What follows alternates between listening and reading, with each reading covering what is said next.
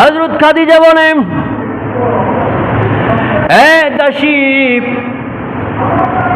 আমার যে উট দুম্বা চড়ানো রাখাল আছে নাম মুহাম্মদ, একটু খোঁজ রাখবি তো দেখি এ কেমন মানুষ, একটু খোঁজ রাখবি।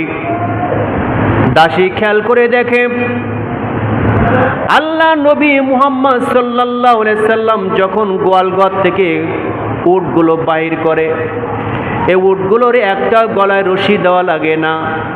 উটগুলো যার যার লাইনে, উটের লাইনে উট চলে যায়, দুম্বার লাইনে দুম্বা চলে যায়, যার যার লাইন দিয়া সবাই মাঠে চলে যায়, একটাও এদিকে সেদিকে যায় না।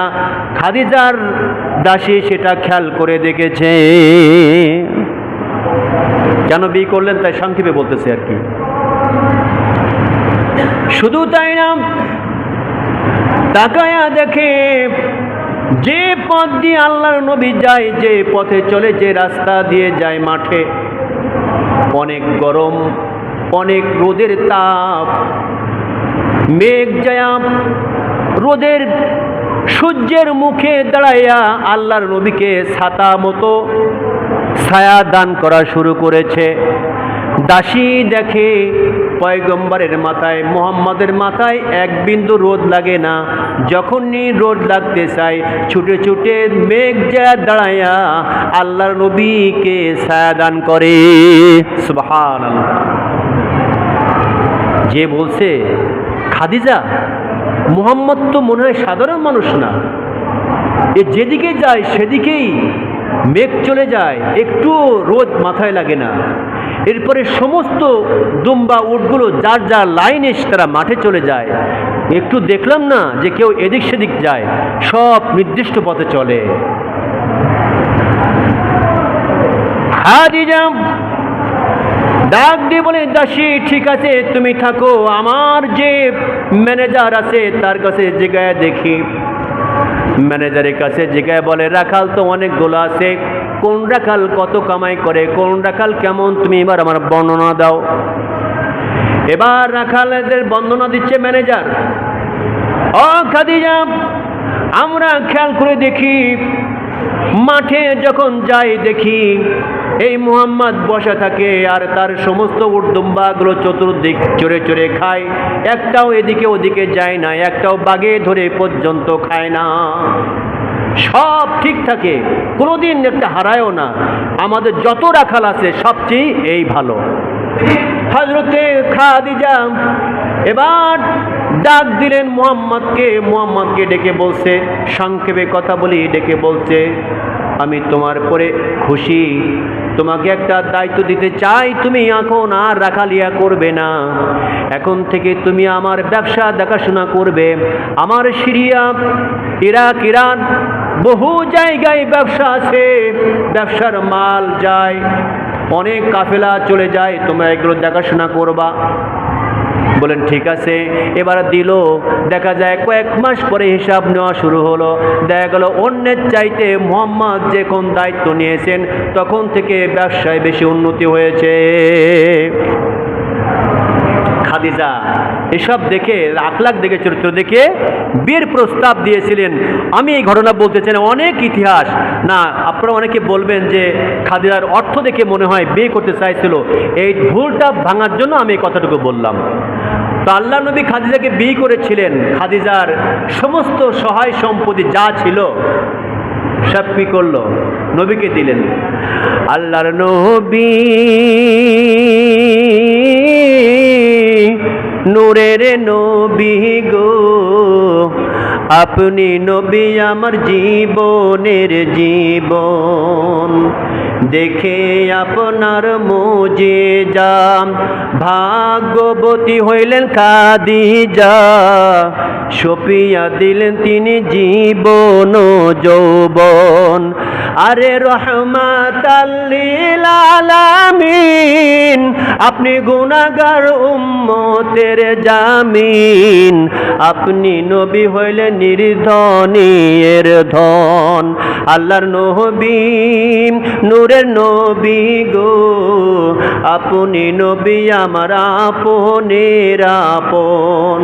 আমার ভাইরা হযরত খাদিজা আল্লাহ নবীর কাছে বায়াত গ্রহণ করার পরে, তার সঙ্গে বিয়ে হওয়ার পরে তার যত সম্পদ ছিল সব সম্পদগুলো মা খাদিজা মুহাম্মদ সাল্লাল্লাহু আলাইহি সাল্লামকে দিয়ে দিয়েছিলেন। আল্লাহ নবীর সম্পদগুলো পাইয়া, এই যে সম্পদ পাইলেন, অনেক সম্পদ, তৎকালীন যুগে সবচাইতে বেশি সম্পদ ছিল মা খাদিজার। সম্পদ যখন মুহাম্মদ পেয়েছেন, সম্পদ নিয়া মুহাম্মদ কি করলেন? গাড়ি বাড়ি ব্যাংক ব্যালেন্স করলেন নাকি? আল্লাহ নবীর কাছে এত টাকা পাইলেন, কত সয় সম্পত্তি, উট ভেড়া দম্বা ব্যবসা, অনেক কিছু জমা জমি পাইছেন। নবী পায়া একেবারে মোটামুটি আরাম আয়াসের দিন যাপন করা শুরু করলেন নাকি? তা করেন নাই। আল্লাহ নবী যখন টাকা পয়সা পেয়েছেন, এগুলোকে সুন্দর করে ইসলামের কাজে ব্যয় করেছেন। যেভাবে হোক এগুলো দিয়া মানুষের উপকারে আসুক, টাকা জমাই করে রাখার দরকার নাই, ইসলামের কাজে সব ব্যয় করেছেন। কোন সুবহানাল্লাহ। আমার ভাইরা, তাহলে আমি যে কথা বলার জন্য এই ঘটনাটা বলছি, যেটা বোঝানোর জন্য, সেটি হচ্ছে প্রত্যেক পয়গম্বর একটাই কথা বলেছেন, তোমরা আল্লাহর ইবাদত করো আর মানুষের পূজা করো না। কোনো মানুষের সিজদা দিও না, মানুষের পূজা করো না, মানুষের কথা মতো জীবন চালেও না। একই সিঁড়ি আজ আমাদের এই পর্যন্ত চলে আসছে, একই সিঁড়ি একই কথা। এখন আল্লাহরা বলছেন যে মুসলমান যারা তোমরা হয়েছো, ইমানদার দাবি করছো, খবরদার যে কাজ তোমরা করো না সেটা তোমরা বলো না। মনে রাখবে তোমাদের প্রত্যেককেই আমার কাছে চলে আসতে হবে, মিথ্যা বলার সুযোগ নাই। আল্লাহ তাআলা বলেন, কাইফা তাকফুরুনা বিল্লাহি ওয়া কুনতুম আমওয়াতান ফাআহইয়াকুম সুম্মা ইউমীতুকুম সুম্মা ইউহয়িকুম সুম্মা ইলাইহি তুরজাউন। আল্লাহ তাআলা বলেন, এ দুনিয়ার মানুষ, কেমন করে তোমরা আমাকে অস্বীকার করো? অকুনতুম আমওয়াতান, তুমি তো ছিলে মৃত। ফাহিয়াকুম, আমি আল্লাহ তাআলা তোমাকে জীবন দান করেছি। এ বান্দা, পৃথিবীর কোনো ব্যক্তির ক্ষমতা ছিল না, কোনো দেশের প্রেসিডেন্টের ক্ষমতা ছিল না, কেউ তোমার জীবন দিতে পারে নাই। আমি আল্লাহ তাআলা তোমার জীবনটা দিয়েছি রে বান্দা। এই জন্য আমি আল্লাহ তাআলা তোমাকে বলেছি, আমার গোলামি করো, আমার ইবাদত করো বান্দা, আমারই সিজদা করো।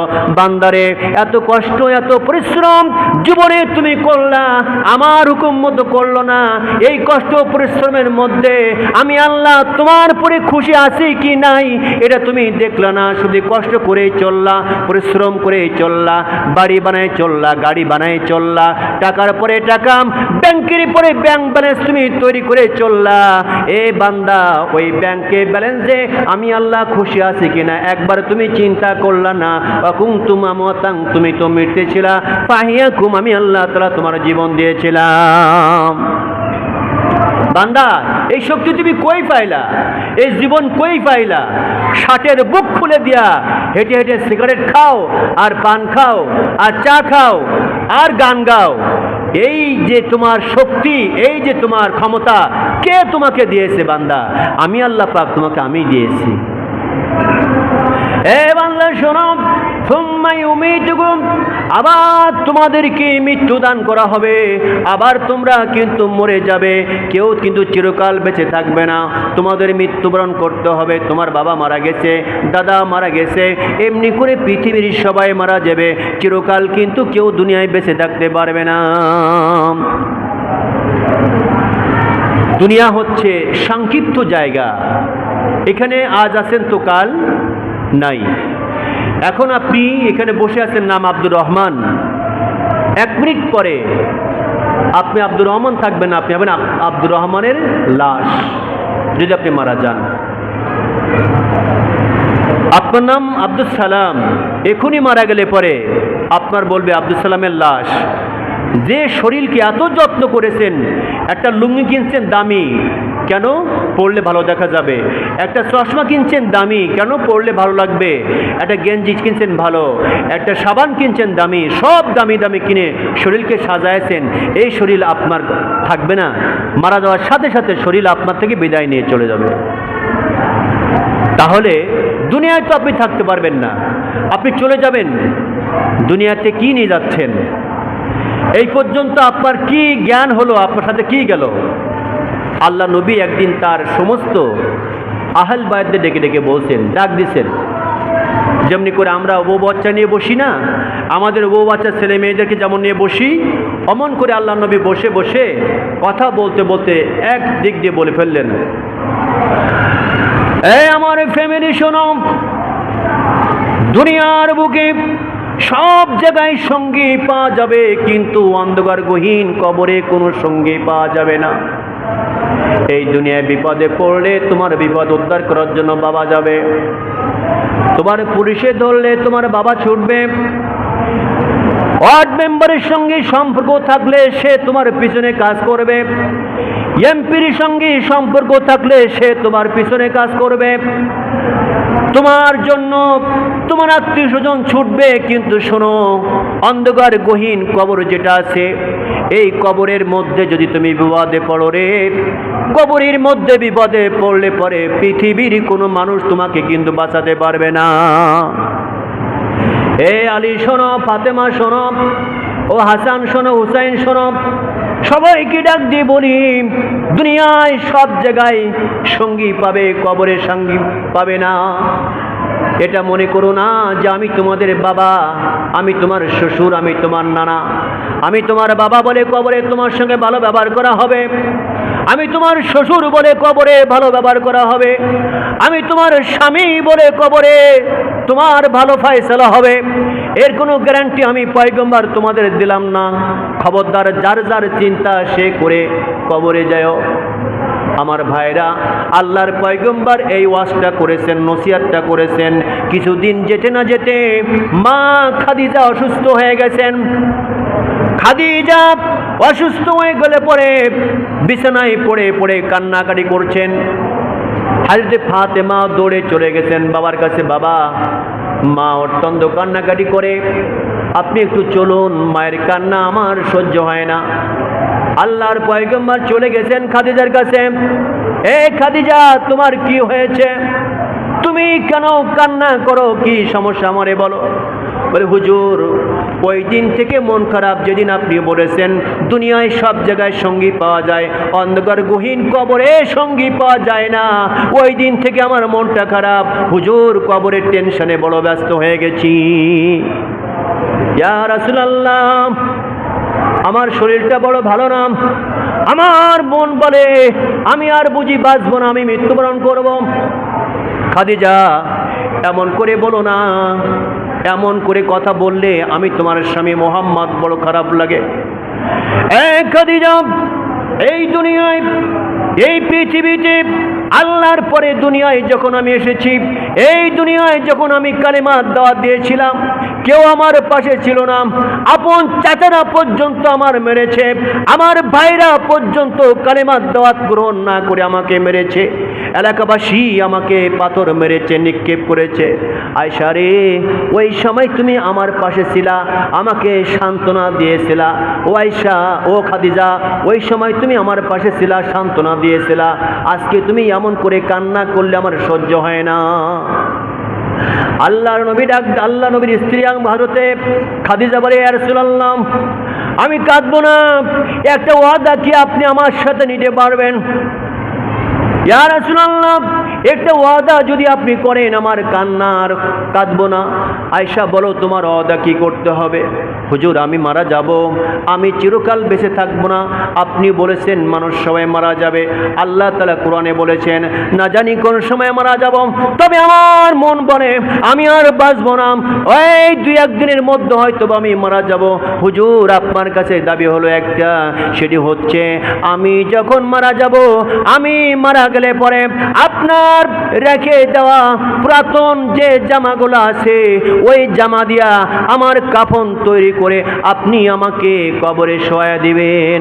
হুজুর, এই আপনার গায়ের জামা দেখে আমার গায়ে যখন থাকবে, আপনার গায়ের জুব্বা দিয়া যখন আমার কাপড় হবে, কবরের মধ্যে রাখলে পরে মুনকার নকির আপনার জামার খাতিরে আমি খাদিজা হয়তো আমার সঙ্গে ভালো ব্যবহার করবে। যেহেতু দুনিয়ায় কাউকে পাওয়া যাবে না, বড় কষ্টের জায়গা। হুজুর, ওয়াদা নেন, মেহেরবানি করে আমি মারা গেলে পরে আপনার জুব্বা দিয়ে আমার জানাজা, আমার কাফনের দাফন করবেন। আল্লাহ নবী বলে, এ খাদিজা, আমি ওয়াদা করলাম তুমি মারা গেলে পরে আমার এই জুব্বা দিয়া তোমার কাফনের কাপড় তোমাকে দিয়া তোমারে দাফন করব। এরপরেও খাদিজা কান্দে। নবী বলে, খাদিজা এখনো কেন কান্দো? বলে, হুজুর আমাকে দাফন করবেন, দাফন করে আপনি চলে আসতে পারবেন না। আপনাকে একটা কথা বলি, কবরের মধ্যে যখন লাশ রাখবেন আমাকে রাখবেন, ইয়া রাসূলুল্লাহ আমাকে কবরে রাখার পূর্বে আপনি একবার মেহেরবানি করে কবরের ভিতরে গড়াগড়ি দিবেন। এ কথা কে বলছে? খাদিজা। আল্লাহ নবীর স্ত্রী খাদিজাই কথা বলে। সে তো আল্লাহ নবীর স্ত্রী, সে তো জান্নাতি হবে। এরপরও কত ভয়, কবরের কত টেনশন, কবরের কত চিন্তা। আর আমাদের কোনো টেনশন নাই, চিন্তা নাই। আমরা নিত্য নিয়ে সব সময় পাপকে পাপ মনে করি না, নামাজ পাঁচ ওয়াক্ত পড়ি না, আল্লাহর দুনিয়া আল্লাহর দিনের কাজই করি না। আমার ভাইরা সংক্ষেপে কথা বলি, টাইম শর্ট। এরপরে আল্লাহর পয়গম্বর বললেন, ও খাদিজা আমি ওয়াদা করলাম তুমি মারা গেলে পরে কবরে তোমার রাখার পূর্বে আমি তোমার কবরে একবার গোড়াগড়ি দেব, একটু গোড়াগড়ি দেব। হুজুর ঠিক আছে, আমি শান্তি পাইলাম। এরপরে আল্লাহ নবী দাঁড়ায় রয়েছেন, মা খাদিজা এখনো কান্দে, তার কান্না শেষ হয় না। আল্লাহ নবী ডেকে বলে, খাদিজা রে এখনো কেন কান্দম? তোমার দুইটা ওয়াদা তো আমি বললাম পূরণ করব, এখনো কেন তুমি কান্দম? ইয়া রাসূলুল্লাহ এই জন্য কান্দি, আমি মারা গেলে পরে কবরে রাখার পরে সবাই যখন চলে যাবে আপনি ওয়াদা করুন মেহেরবানি করে সবাই যখন যাবে আপনি যাবেন না। কারণ কবরের ভিতরে মুনকার নকিরের জবাব সওয়াল যে কত কঠিন, আমি এই জবাব সওয়াল কেমনে দেব আমার তো বুঝে আসে না। হুজুর যতক্ষণ পর্যন্ত মুনকার নকিরের জবাব সওয়াল আমার কমপ্লিট না হবে এতক্ষণ পর্যন্ত আপনি কবর ছেড়ে আসবেন না। আল্লাহ নবী বললেন, ঠিক আছে টেনশনের কোনো কারণ নাই, আমি ওয়াদা করলাম তোমাকে কবরে রাখার পর কবরের ভিতরে মুনকার নকিরের জবাব সওয়াল না হওয়া পর্যন্ত আমি কবরের পাশ থেকে যাব না। আমার ভাইরা সংক্ষেপে কথা বলি, আল্লাহ নবীর স্ত্রী মারা গেলেন, কবরের মধ্যে রাখা হলো। কবরের মধ্যে লাশ রাখার, কবরের ভিতরে যখন লাশ রাখবেন রাখার সময় আপনারা জানেন মানুষ মারা গেলে পরে তার চেহারাটা পশ্চিম দিক করে দেওয়া হয়। কোন দিক দেওয়া হয় ভাই? মানুষ মারা গেলে কোন দিক দেয় চেহারা? পশ্চিম দিক করে দেওয়া হয়। মানুষ মারা গেলে নারী হোক পুরুষ হোক ছোট হোক বড় হোক যে মারা যায় কবরের ভিতর রাখার সময় ডান দিকে মুখ করে দেওয়া হয়, অর্থাৎ কিবলার দিকে মুখ করে দেওয়া হয়। রবকে বলা হয়, রব এ 5 ওয়াক্ত নামাজি ছিল বলে পশ্চিম দিকে মুখ করে দিলাম, অথচ আপনি নামাজ পড়েন না। এ কথা বলার আমার সময় নাই। আমার ভাইরা এবার নবীর স্ত্রীকে যখন ডান দিকে যখন মুখটা ঘোরায় দেয়, বারবার ডান দিকে ঘোরায় দেয় আর মুখটা নিজে নিজে আবার সোজা হয়ে যায়, খাড়া হয়ে যায়। খাদিজার মুখটা ডান দিকে ঘোরায়, আবার মুখটা সাথে সাথে সোজা হয়ে যায়। মরা মানুষের এই মুখটা আবার সোজা হয়ে যায়, আবার ডান দিকে ঘোরায়, আবার সোজা হয়ে যায়। এমনি করে কয়েকবার যখন ঘোরানো হলো, যখন ডান দিকে কাত নয় সরাসরি যখন সোজা হয়ে যায়, আল্লাহ নবী পেরেশানিতে পড়ে গেলেন, কি ব্যাপার এমন কেন হয়? আল্লাহ তাআলা বুঝতে পেরে আল্লাহ রাব্বুল আলামিন এবার নবীকে ডাক দিয়ে বলে, এ পয়গম্বর, এ দোস্ত টেনশন করবেন না, এই পৃথিবীতে আমি আল্লাহ তাআলা কোন মহিলাকে সালাম দেই নাই, আমি খাদিজাকে সালাম দিয়েছিলাম। এ মুহাম্মদ টেনশন করবেন না, আমি আল্লাহ তাআলা দেখেছি খাদিজার ওয়াস্তাবার ইস্তাবার সমস্ত সম্পদগুলো আপনার ইসলামের জন্য ব্যয় করেছে। মুহাম্মদ টেনশনের কোনো কারণ নাই, এর সম্পর্ক কাবার সাথে তো আছে, আমার সাথে সম্পর্ক বেশি, এই জন্য সরাসরি আমি আল্লাহ তাআলা আমার দিকে তার মুখ থাকবে। কান সুবহানাল্লাহ, লিল্লাহি তাকবীর।